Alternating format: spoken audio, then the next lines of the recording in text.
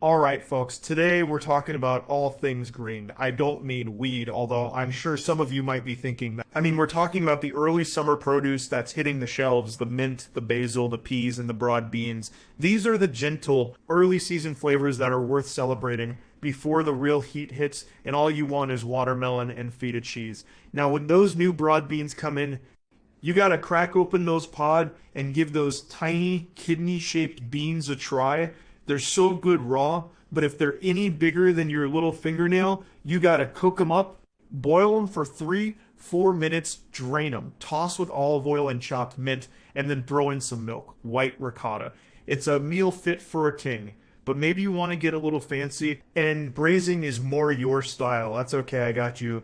Cook those broad beans up with some peas and asparagus and cloves of the waxy new garlic in a pan with some olive oil and vermouth. Or a fruity white wine. Simmer that up, pile it onto some toasted bread, and throw in some mint, parsley, or basil. The fragrance is gonna have you drooling before you even take a bite.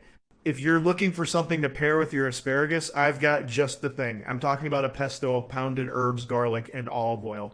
But if you're short on time, it's just as easy to make in a food processor. Salt the boiling water, throw in the asparagus for 6-8 minutes, and you're ready to eat. And let's not forget about those broad beans.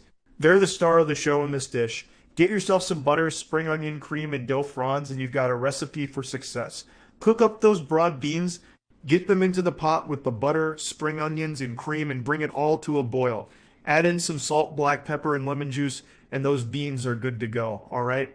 Now, we're getting to my favorite part, the cakes. These ain't no cupcakes, people. We're talking about courgette cakes with parmesan and spring onions. Pair it with a simplified rouille sauce that's got some grilled red peppers, garlic, breadcrumbs, and olive oil. Grate some courgettes and throw them in a mixing bowl with spring onion, parmesan, egg, and flour. Make some small cakes, throw them onto a pan with some oil, and let them cook till they're golden brown.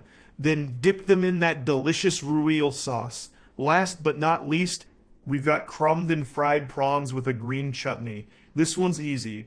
Roll them prawns in flour, beaten eggs, and panko breadcrumbs, and toss those babies into a pan with some veg oil. And the chutney?